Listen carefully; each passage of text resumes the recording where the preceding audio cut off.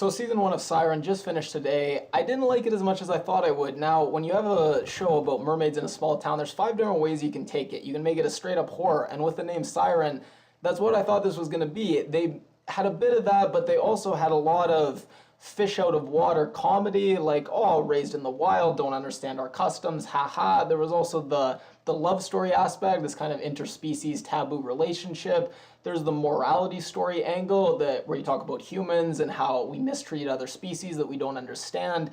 Then there's the mythology and the lore of mermaids, and I think that no matter what you're looking for out of your TV show, there's just better stuff that's come out recently for all of these. So Shape of Water, just huge movie that just came out, and it just does the love story angle and the morality so much better. If you look at The Lure, great movie, just came out. If you want the horror aspect, does it so much better than this. And if you care about the mythology and you're really into mermaids, I think you'll be a little disappointed.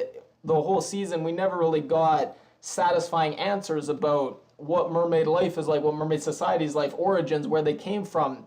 So many questions you have, and the stuff we did get was a little incoherent. It seemed like just a hodgepodge of so many different elements. We see these transformations, it reminds you a lot of werewolves, and some kind of curse. We see this kind of super speed and super strength when they're on land, that with, and also when stuff's thrown on them, we see them kind of, their skin burning up, reminds you of vampires in the sun. So it seemed like this hodgepodge of different elements, but I don't think we ever really got a coherent mythology, really good world building. So if that's what you're looking for, I think you'll be disappointed in that aspect as well. I feel like it tried to do all these five different things and didn't really nail any one. And again, it wasn't bad, but just recently, in recent years, in each of these, you've got better stuff that's already come out. And there were some good elements. About midway through the season, a character dies, and his son, he's giving this kind of impromptu eulogy. He says, my dad, he was a giant, and giants aren't supposed to die. It's a very nice, heartfelt moment.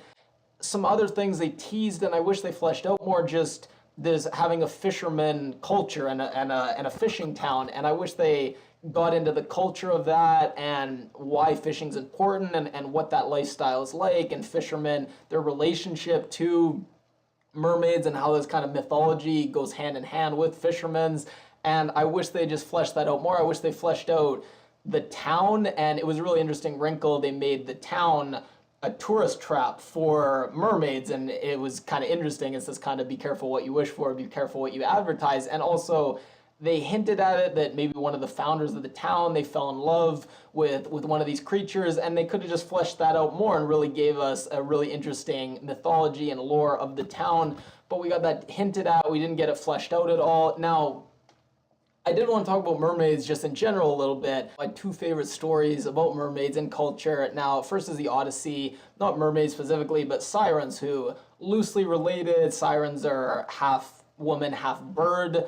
I guess they're birds because bird song is so beautiful, but mermaids are half woman, half fish, obviously. So a little different, but similar. Now, in the Odyssey, Odysseus, they're sailing by, him and his crew, and it's just this great moment. Odysseus, in his just insatiable curiosity to experience all that life has to offer, all his men, they plug their ears, but Odysseus says, no, you're going to tie me to the mast, and I'm going to hear this siren song, and whatever you say, don't untie me.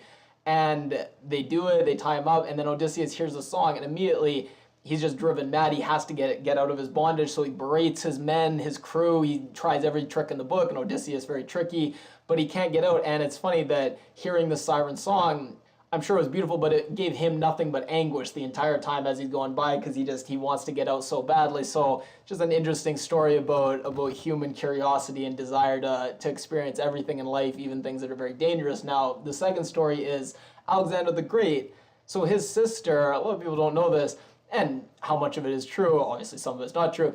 They say that Alexander the Great, his sister, when he died, she was driven so mad with grief that she tried to commit suicide by drowning.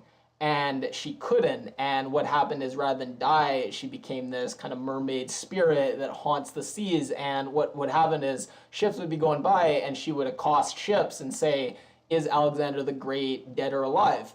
And they would say, well, he's dead, of course. And if they said the truth, that he was dead, she would get so mad and she would cause a storm and crash the ship. So what you had to say was, yes, he's alive and he reigns and conquers. And then she would be satisfied and kind of let the ships pass. So it's kind of twisted but kind of beautiful story of sibling love.